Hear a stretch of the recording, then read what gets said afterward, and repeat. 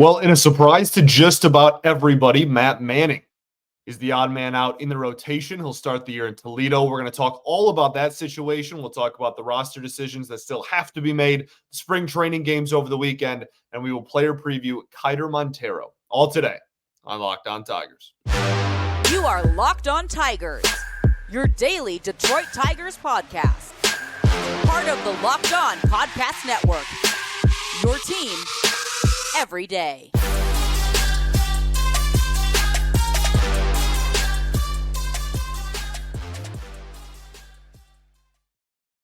What is up, everybody? Welcome back to another edition of Locked On Tigers. I'm, of course, your host, Scott Bentley. Today is Monday, March 25th, 2024. Thank you so much for making Locked On Tigers your first listen every single day. We are and available wherever you get your podcasts, including YouTube, part of the Locked On Podcast Network, your team every day. Today's episode is brought to you by FanDuel. Make every moment more right now. New customers can join today and you get $200 in bonus bets if your first bet of $5 or more wins. Just visit FanDuel.com/lockedon to get started. All righty. Welcome in. Have a weekend, everyone. I'm hoping that it was as kind to you as it was to me. A lot of basketball, a lot of sports in general. Great F1 race, great basketball, great hockey. Unfortunately, the Wings lost, but great college hockey. I mean, you name it. Spring training ball, obviously, we'll talk about. Really exciting and jam-packed weekend of sports. And the weekend started off with, we're not going to bury the lead here. We are going to start off the show and spend as much time as we need discussing the Matt Manning getting sent down to AAA situation. That means that the 5-man rotation is set in stone. We're going to talk all about that situation. Again, I've said that word about 6 times already. So we'll discuss that. Then we're going to talk about the spring training games that were played over the weekend. The Tigers go 4-0 this spring training with a split squad game over the weekend on Saturday as well. So we're going to talk about the standouts from all of those games as we head in. There's only one spring training game left. Regular season baseball is played this week. Open that door. Let that porcelain sink in. Crazy exciting stuff. And then we'll end by talking about Keider Montero, the second to last player in our player preview series. Javi, obviously, last. We'll cover that tomorrow with an off day. Okay. Matt Manning, option to Toledo. We'll talk about just the fact that I'm good for one just wildly incorrect roster prediction pretty much every spring. We'll talk about that later. I don't want to. This is not about me. It's about the Detroit Tigers, and I really want to focus on this decision as a whole. I respect the heck out of this decision, and I want to start off by just talking about the depth that this implies, and not only implies, I think supports and means just straight up. We will see plenty of Matt Manning this year. And again, we'll talk about him specifically here in a second. I feel really bad for the dude because I feel like he probably did everything that was asked of him. He came into camp, was getting swings and misses, right? I think he looked phenomenal this spring training, but that is not a testament to anything Matt Manning did wrong. This is a testament to how deep this rotation and just this pitching staff in general, bullpen included, we can just throw all the just arms in general. This organization has found itself at the present moment. And I think that that's unbelievably exciting. Again, we've talked about it rather earlier in spring training. Most teams use, I think the average was 12 and a half or a little bit over 12 starting pitchers over the course of a season last year. We will see plenty of Matt Manning this year, assuming his own health, right? Tarek Skubal doesn't have a ton of innings under his belt, has missed a lot of time. The 2 veterans they signed, Jack Flaherty has missed a lot of time. Kenta Maeda has had a lot of injuries in the last few years. Reese Olson, this is his first full season in the majors. Who knows how many innings he's going to throw? And Casey Mize hasn't pitched in 2 calendar years. That is why Matt Manning is not starting off in the bullpen. And they're going to, stretch him out when need be, et cetera, like some people are throwing out there. He will start games probably sooner than we want. Just not anything against Matt, obviously, but just in terms of we will probably have an injury to the rotation sooner than we want to believe. And that is the sign of a healthy organization. That's why he's not getting traded tomorrow either. He had a minor league option, and he's going to pitch plenty this year. This was an impossible decision to make. And I am obviously very surprised by it. I was stunned. I've been saying all spring training that I thought the race was between Mize and Olsen, and that Manning was, while other people were putting Manning in there, was not really a part of this race. That was my opinion. Obviously very wrong. But this was no matter what direction, no matter if you're the biggest Mize, Olsen, or Manning fan on the entire planet, this was a near impossible decision to make because all three of these dudes have absolutely balled out this spring training. And I don't want to say as weird as it sounds, but an easy decision, if this was an easy decision, that would have implied or that would have meant that one of those three had a really bad spring and looked no different than last year in Manning's case, or didn't look like he was recovering very well in Mize's case, or the fastball in the command wasn't very good in Olsen's case, right? But no, all three of them answered the bell, did what was asked, and then some, probably, this spring training, and the Tigers were left with a very, very difficult position. Let's talk about the pitchers specifically. Manning this spring came into camp, stuff way better, fastball velo averaged way higher, and added this splitter changeup, whatever you want to call it. I'm not sure. Apparently it's a splitter grip, but it's been called both by a lot of people. I'm not really sure. We can kind of do what we used to do with Michael Fulmer, slider cutter thingy, for those who have been listening for a long time. This is a splitter change thingy, okay? Added that, and it's been working great, and he's been getting a lot more swings and misses in spring training, and the fastball velo is up. The downside to his spring is he's been giving up a lot of home runs, and I think that may just be, part of that is just unsustainable, but another part, I think, is probably just what comes with the territory of adding new pitches and having somewhat of a new repertoire, and this being the first time that your stuff has really looked like this in recent memory. There's probably an adjustment period, which likely went into the decision to why to start him in Toledo. Mize, we've seen the stuff. The stuff looks also great this spring. The fastball touching 98 almost at one point, 97 a few times. Sitting very well. This is easily the best fastball we have seen from Casey Mize in his probably professional career, not just major league career. And when it comes to Reese Olsen, the one that I thought was going to be the odd man left out here, at the end of the day, I think this really just came down to the stuff was too good to pass up on, which I love. Again, a great problem to have, all things considered. You look at the slider, you look at the changeup that he throws, it's very, very, very difficult to justify, well, we don't want that on our major league roster. It's unbelievable. It's filthy. It's disgusting, gross, vomit-inducing. You pick. That's what would accurately describe it. So that leaves me with the questions surrounding all three of these guys. And this is what probably somewhat, obviously, they are obviously they are much more in depth and are at the highest level of baseball people. Hinch, Fetter, Lund, Nieves, Scott Harris, right, Greenberg, et cetera, the list goes on. Garco.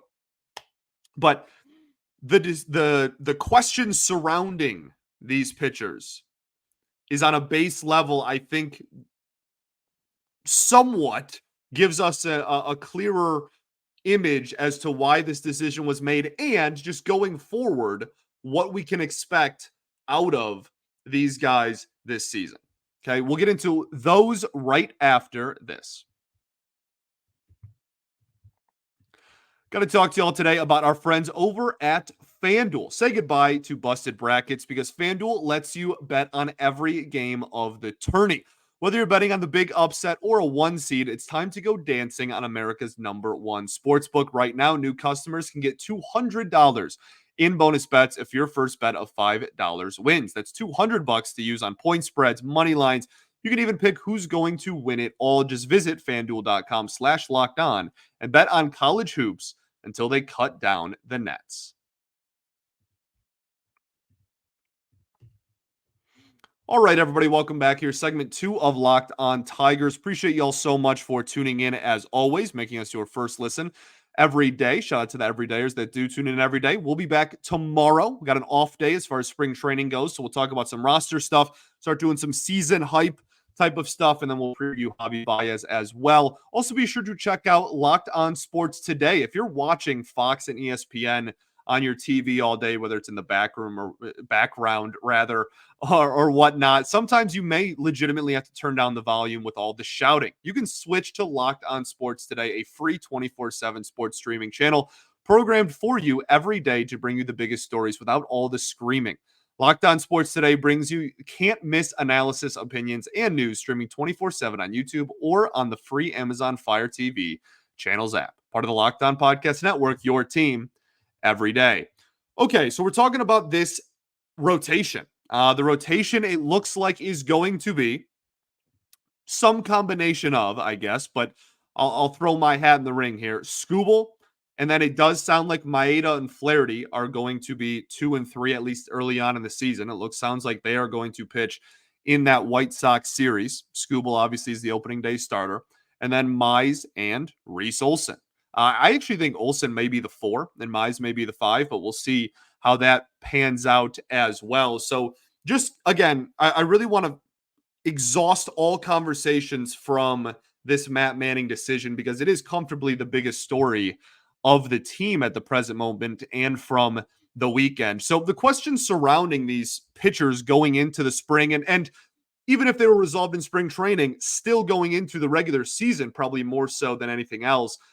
Casey Mize is the fastball going to hold? Is this going to be the fastball that we see all season? And then obviously the biggest one is just going deeper into games. Breaking balls, consistency, maybe you can throw into there as well. In spring, kind of saw it spiked into the dirt every once in a while. But when it was on, it looked great. The stuff was not a question. Olson, fastball effectiveness, something we've talked about from last season. And then kind of just longevity and how many innings are you going to get out of them. But you can say that about pretty much every pitcher in baseball these days. Injuries and your pitching staff are inevitable. And that is why this depth that we have created and that the Tigers have created, Scott Harris has created, is not a bad thing whatsoever. The question's about Manning, fastball consistency, right? What kind of velo are you going to get? The average fastball velo this spring training for him was up, but it was still all over the place.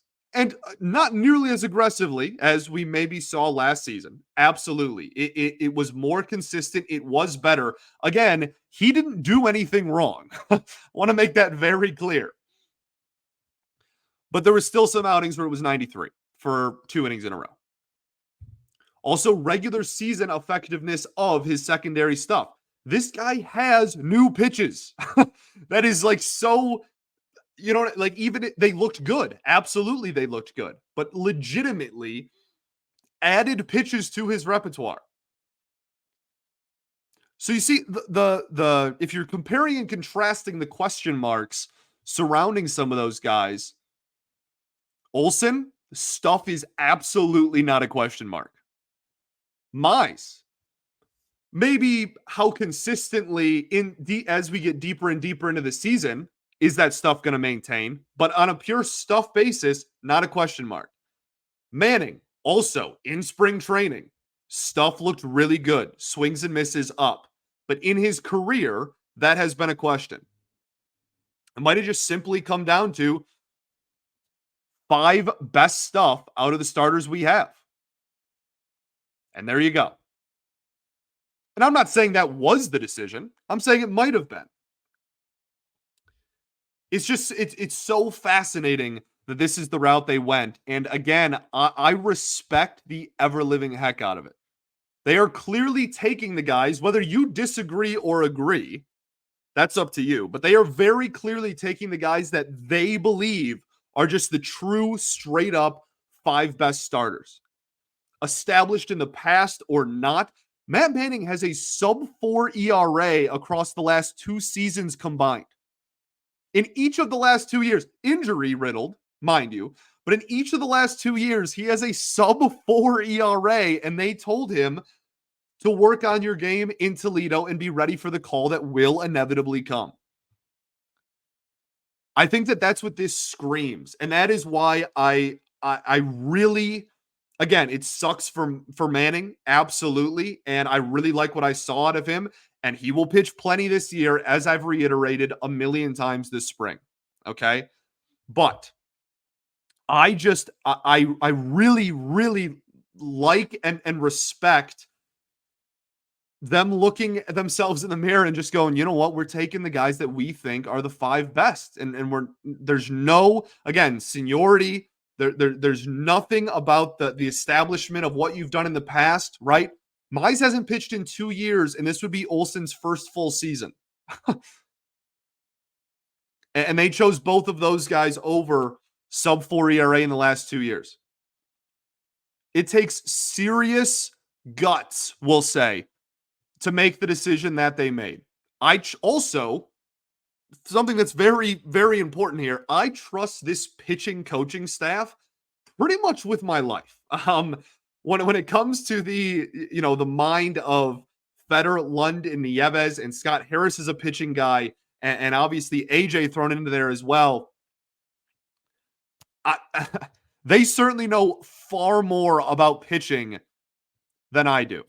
And I am going to trust them as well, just from like a take a step back, even without everything we've said so far. I'm going to trust these guys when it's all said and done. They're clearly willing to make tough decisions because I think the easiest path was Reese Olson. And that was my reasoning for why it was going to be Olson. And that's lame.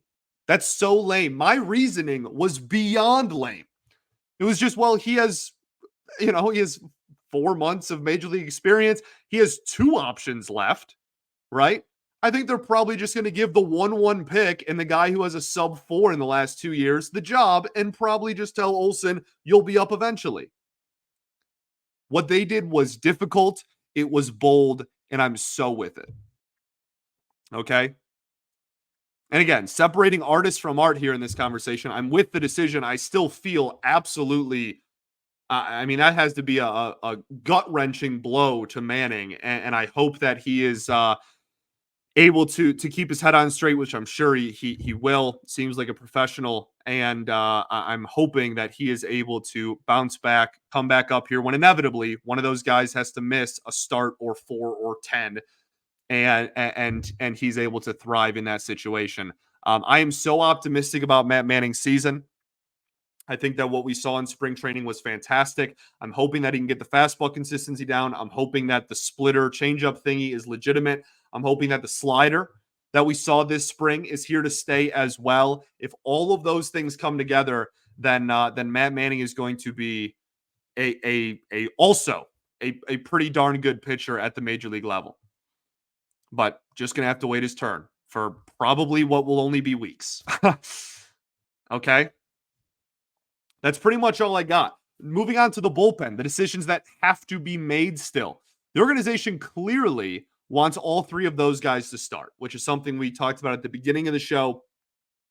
And I think is important to reiterate when discussing the decisions that have to be made, because there are some people out there I see that are like, wow, Manning made the team like Joey Wentz, pitched in 100 innings at a 6.4 ERA or whatever, and is still in consideration. What the heck is going on? Put Manning in the pen, whatever. It's very difficult. I think people don't give enough credit to how difficult it is to just go from like a multi-inning reliever and then just be a starter. Like you have to get stretched out. I think they want all 3 of these guys to be starter ready at all times. And that is why Manning, Olson, or Mize are not going to find themselves in the bullpen on opening day. I don't think people give nearly enough credit to how difficult that is. But the last spot now, there's 25 guys remaining on the roster. 26 are obviously going to go up north. It's one bullpen spot. That's all that's left. Position players, set. We talked about that Friday. Rotation now, set. Talking about that today. Brisky, Vest, Wentz, and Faedo, I think, are fighting for one spot. I think that Faedo is going to be the odd man out, but I'll say the same thing that I said about Manning. This is a good problem to have. I don't. There are some people that are upset about these decisions, and when Faedo goes down, they'll be upset because. And I, in a perfect world, Faedo would be on my opening day roster. I've loved what I've seen from him this spring. Okay, I'm one of those people. But this is a sign of depth. This is a sign of a maturing and growing organization that is getting healthier. When you have to make a tough decision and you have to upset a player or a fan base or something because of a decision to send someone down, that is a good sign. It is much better than the organization that, well, the 26 is clear, because that organization has no depth. Okay. I know I've pounded that drum a lot, but I want to continue to reiterate how healthy I think this is. Brisky, I think, is a lock. I would be stunned. I would be more surprised if Brisky didn't make the roster than I was when I found out Manning didn't make the roster, which, again, I was very wrong about clearly. But I think Brisky, he has like a 0 ERA in the spring and he's touching 98. I would be shocked. Vest has had an awful spring, but Will Vest has awful springs every spring. That's just called spring to Will Vest. And then he comes in and throws sub-3 ERA baseball out of the bullpen in the regular season. So, you know what? I guess it wouldn't shock me if it was Will Vest, but I think that he has enough of a track record at the major league level over the last 2 years where they're probably going to give him the nod. And then when it comes to Wentz and Faedo, Wentz, lefty, out of options. They've liked what they've seen in the spring. Faedo has options. And again, will be called up when the first sign of injury in the bullpen. It'll be Faedo, who I love and think of that has had a phenomenal spring. Faedo and Wentz both pitched this weekend as well. Faedo looks both of them looked pretty solid. Wentz gave up a home run again as well. So maybe getting a little bit closer down the stretch here. He's given up a couple home runs in his last couple of outings, but I'm still leaning towards Wentz making the roster over Alex Faedo, but we will see. Okay. I think that's pretty much everything I want to talk about with this situation. Again, I'm good for one just big swing and a miss every spring training. It seems like, obviously, the Carpenter and Badu thing, whatever was that last year now. Yeah. The year before that, I had one as well. I can't remember what it was off the top of my head, though. But yeah, this is in a long line of going 25 for 26. I guess maybe Wentz doesn't make the roster and it's less than that. But I have a track record of one very, very prominent roster spot being wrong. And that trend looks like it will continue. But I genuinely, I respect the heck out of it. I'm all about it. I'm with it. And I'm really, really pumped for Thursday. All right, let's keep the ball rolling. I'm going to talk about some standouts over the weekend, then really quickly talk about Keider Montero. Looking like it's going to be a longer episode. I apologize for that. We'll get into all of that right after this. Got to talk to you all today about our friends over at Amazon Fire TV. Fire TV is your destination for sports, from live games to highlights to in-depth analysis. Fire TV offers amazing viewing experiences with smart TVs, as well as the Fire TV stick that you can plug into your existing television and provides you access to millions of movies and TV episodes, as well as free and live TV.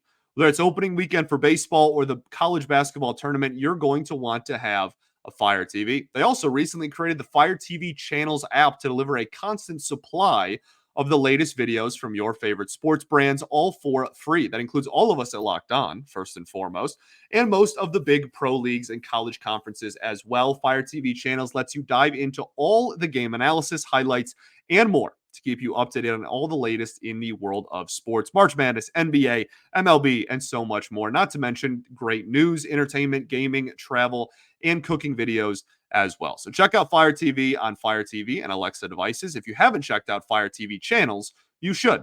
Trust me. Visit www.amazon.com/LockedOnFireTV. All right, everybody, welcome back here. Third and final segment of Locked on Tigers. Appreciate y'all for tuning in. So let's quickly go over some standouts from the weekend, and then we'll end on Keider Montero. Not too much to say on him, but I am really excited about his season. When it comes to standouts from the weekend, I thought Jack Flaherty was a big one. Struggled in the, second inning of his outing, but still struck out 8. Looks really good, ready to go for opening day. I'm super pumped about Flaherty now. He just had such a fantastic spring training, which seems to be just copy and paste what we've said about every single pitcher, starting pitcher for sure, in this organization, which is why people are getting really pumped up for the rotation, which I agree you should be. We'll see, but I think the slider, we've talked about the fastball so much because right? We've talked about that a lot. It's a direct correlation between Jack Flaherty fastball and numbers throughout the years. So his fastball looks great, and that's obviously a huge thing, but the slider looks so good. It looks so good. It looks like it doesn't look like a completely new pitch, maybe, but like kind of. It looks really, really good. I'm super optimistic about that. Spencer Torkelson with a much better weekend, finally. It seems like we've been waiting all spring. He had 3 hits in a ball game this weekend, and then even in the offer that he had, on Sunday, took much better swings, some fly balls to the warning track, not popping out literally every single time. Good to see him just hit the ball hard a few times because that would have kind of sucked if we just went into opening day and hadn't seen him really get a hold of a ball, period. So good to see that. Tarek Skubal, phenomenal yet again. Still working on some stuff, clearly, like tweaking, and it's spring, so like you should. Good for you. But I'm so pumped for Thursday. For Skubal more than like really anything else. I'm so pumped to watch him against the White Sox lineup. Oh, so excited. Parker Meadows continues his absolutely phenomenal spring training as well.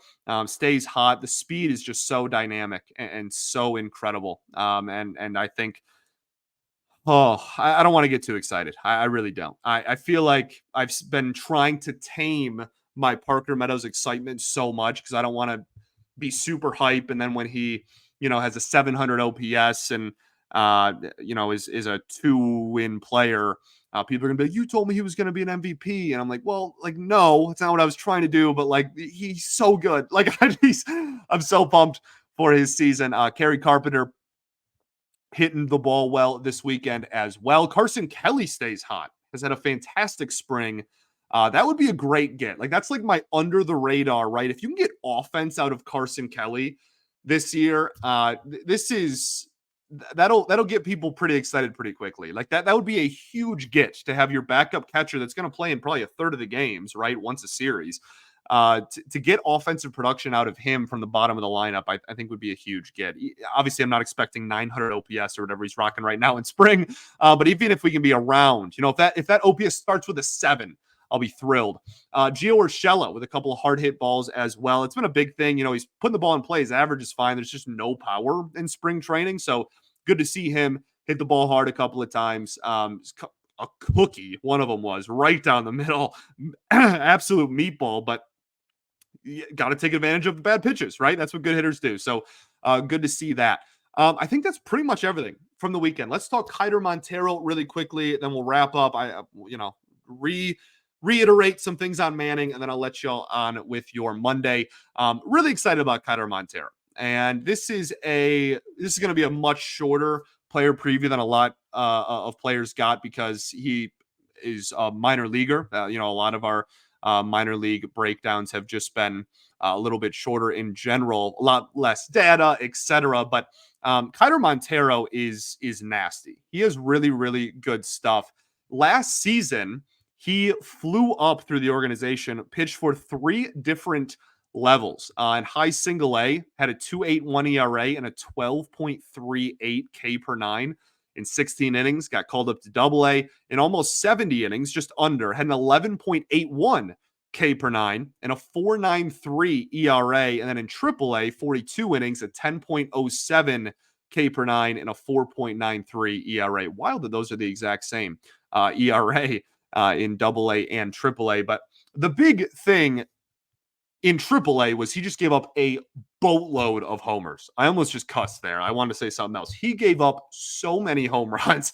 His home run rate was 1.71. Now, part of that is just in AAA is becoming a launching pad for offense, to be honest with you, especially when you look around at like different leagues specifically within AAA. But yeah, like AAA has been getting hit hard, but also just like his stuff, is kind of you're going to either get hit hard or you're going to get a strikeout here. And that's been kind of the story of specifically 2023, really for him. The strikeout numbers went up significantly. And that is a fantastic sign when looking at his professional career as a whole. This was a guy that the Tigers signed at 16 years old, international free agent in 2017.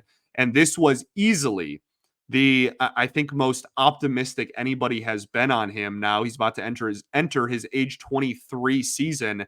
And yeah, the K numbers going up that significantly without a huge spike in walk numbers is a fantastic sign. The walk rates really didn't change too much at all, level to level, but the strikeout numbers did. And this is a guy with a mid 90s fastball that even can kind of trickle up into that 97 range. A really, really, really nasty breaking ball. Kind of does like the slider versus curveball, two different shapes of the same-ish pitch, but they're not the same pitch kind of thing. If you catch my drift, and then a pretty good changeup when it's on as well. The stuff is not the question. We've seen that he has swing and miss stuff now as well. Big dude should be able to handle a lot of innings as well. Best case scenario, obviously. But it's just a matter of consistently being consistent. It all comes down to consistency. That is really the biggest thing with him. And that may be like a super layman, like really generic and not in-depth seeming, analysis, which I guess is probably fair, but that really is the biggest question mark to me. Like this, again, we've talked about the stuff, talked about the numbers. Like this guy can get strikeouts. It's just a matter of, does he have the consistency with his stuff? Not even the stuff, the command consistency, I should say, to be able to be a starter at the major league level. I think the stuff proven should be able to get outs and get swings and misses at the major league level in some capacity. It's just a matter of whether that's going to be across 5 to 7 innings every fifth day, or whether that's going to be, you know what, we'll move you to the bullpen. You can even touch 97, maybe even 98. And I know that you can get swings and misses and you're more of a reliever type. I happen to think he's more of a reliever long term, but I know that there's a lot of very smart people, far smarter than me as well, that think he's still profiles as a starter long term. And I would love to see it. That is obviously a fantastic problem to have, as we've talked about this entire episode. So that's kind of what I'm looking at for Montero this year, is just start to start. What kind of command are we getting? He has stuff that can miss in the zone. He has stuff that can get you to chase out of the zone. It's all just going to come down to, can you be consistent in the ability to get outs and swings and misses? Again, start to start, inning to inning, and so forth. Okay, that's pretty much all I have to say. Again, we don't have like any. The minor leaguers don't have the higher end, fancy schmancy numbers that we like to throw around that the major leaguers have. So there's not as much stuff in that regard. But I think that we still, again, I think that's probably enough on him. I'm really, really fascinated with what type of profile he could turn into down the road. And, again, he's only 23 this year. A lot of people really pumped about Keider Montero. He's on the 40-man roster now, got added this last fall, which again is a testament to the fact that the organization doesn't want to let him go.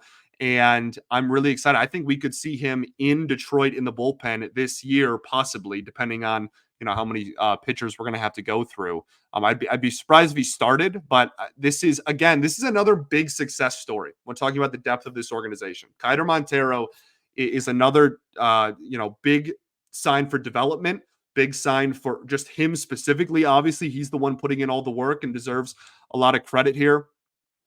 I'm so optimistic about the development on the pitching side of things. And I think Keider Montero is kind of like one of the like poster children for that case. And he just had a fantastic swing and miss year. The ERAs are high though. and that comes with consistency because he's not walking a boatload of people, but has the tendency to give up some really hard contact.